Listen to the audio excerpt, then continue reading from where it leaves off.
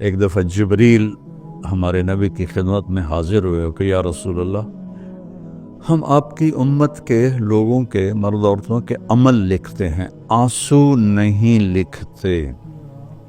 سبحان اللہ۔ آپ نے فرمایا کیوں؟ آنسو بھی تو ایک عمل ہے۔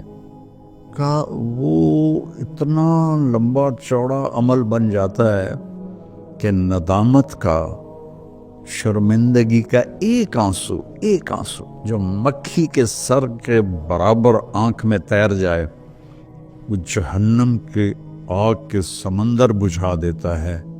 تو جو رو رہی ہے یا رو رہا ہے، اس کو ہم فرشتے نہیں جمع کر سکتے، اس کے لیے میرے اللہ کا الگ پیمانہ ہے۔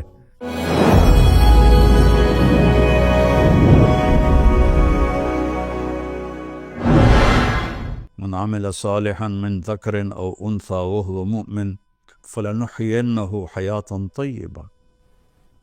کتنی الگ بات قرآن کر رہا ہے کہ ساری دنیا دوڑ رہی ہے کہ پیسہ آئے گا تو ہماری لائف بڑی اچھی ہو جائے گی، خوبصورت ہو جائے گی، لیکن میں تو کوئی 100 کے قریب ملک پھرا ہوں، میں نے تو لائف اٹ سیلف کو بہت دکھی دیکھا ہے۔ چیزیں، پیسہ، ذاتی جہاز، ذاتی کروز، سب کچھ دیکھا، لیکن زندگی اٹ سیلف کو بہت دکھی دیکھا ہے۔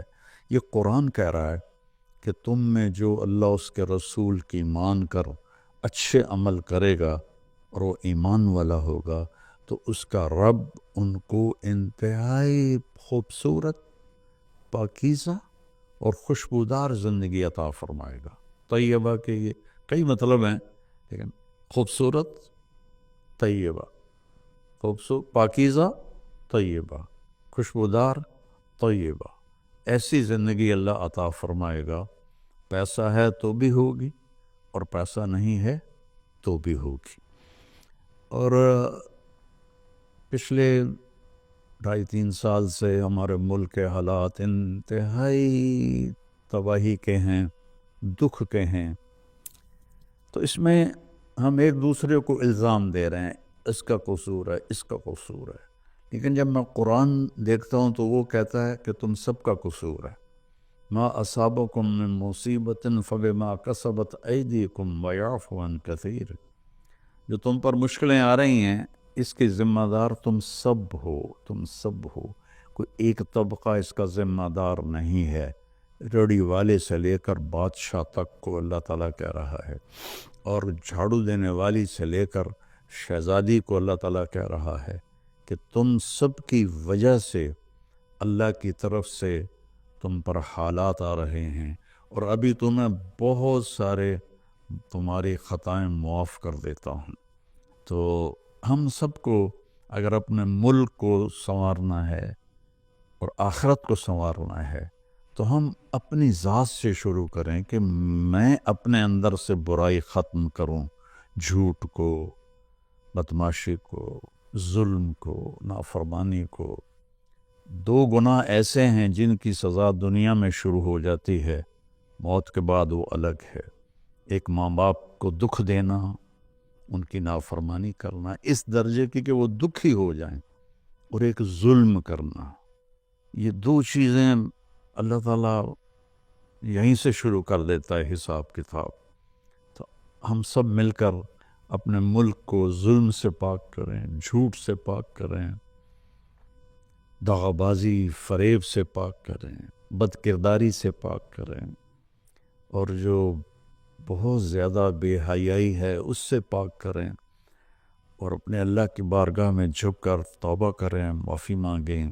گھر ٹوٹ رہے ہیں، طلاقیں ہو رہی ہیں، طلاقوں کی ریشو بہت بڑھ گئی ہے کہ زندگی گزارنے کا پتہ ہی کوئی نہیں ہے۔ تو میرے عزیزو، اللہ کی بارگاہ میں ایک دفعہ توبہ کرنا سب گناہوں کو صاف کر دیتا ہے۔ پھر ایک اور حدیث یاد آ گئی، ایک دفعہ جبریل ہمارے نبی کی خدمت میں حاضر ہوئے کہ یا رسول اللہ، ہم آپ کی امت کے لوگوں کے مرد عورتوں کے عمل لکھتے ہیں، آنسو نہیں لکھتے۔ سبحان اللہ۔ آپ نے فرمایا کیوں؟ آنسو بھی تو ایک عمل ہے۔ کہا وہ اتنا لمبا چوڑا عمل بن جاتا ہے کہ ندامت کا، شرمندگی کا ایک آنسو جو مکھی کے سر کے برابر آنکھ میں تیر جائے، وہ جہنم کے آگ کے سمندر بجھا دیتا ہے. تو جو رو رہی ہے یا رو رہا ہے، اس کو ہم فرشتے نہیں جمع کر سکتے. اس کے لیے میرے اللہ کا الگ پیمانہ ہے، جو میرا رب خود اس کو کیلکولیٹ کر کے قیامت دن کہے گا، میرا بندہ، میری بندی، یہ تیرے ندامت کے آنسو، یہ تیرے دکھ کے آنسو، حتیٰ کہ خوشی کے آنسوں پر بھی اللہ خوش ہو کے اجر دیتا ہے. تو ہم اللہ کی بارگاہ میں توبہ کریں اور اس کی بارگاہ میں جھک کر اللہ سے مانگیں کہ یا اللہ، چونکہ زمین آسمان پر بادشاہی تو اللہ کی ہے، یہاں حکم تو اللہ کا چلتا ہے، ڈنڈے کا نہیں چلتا، اللہ کا چلتا ہے. اور اللہ جب خیر کا ارادہ کرتا ہے تو إِن يَمْسَسْكَ اللَّهُ بِضُرٍّ فَلَا كَاشِفَ لَهُ إِلَّا هُوَ.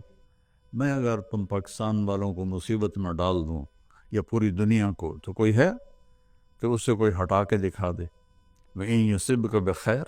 اور اگر میں عرشوں سے فیصلہ کر دوں کہ ہاں بھائی، پاکستان کو مثالی ملک بنا دو، دنیا کو مثالی دنیا بنا دو، فَلَا رَادَّ لِفَضْلِهِ. تو پھر دنیا کی کوئی طاقت، کوئی اسکیم نہیں ہے کہ جو میرے فضل کو روک سکے. تو میرے عزیزو، ایک دفعہ زندگی ملی ہے بھی، تو ہم اپنے اللہ کو راضی کر لیں. ایک اللہ کو ماننا، یہ سب سے بڑی عبادت. لا الہ الا اللہ، کہ اللہ ایک ہے، اس کے سوا کوئی مدد والا، عبادت کے قابل، مدد کے قابل کوئی بھی نہیں ہے سوائے اللہ کے.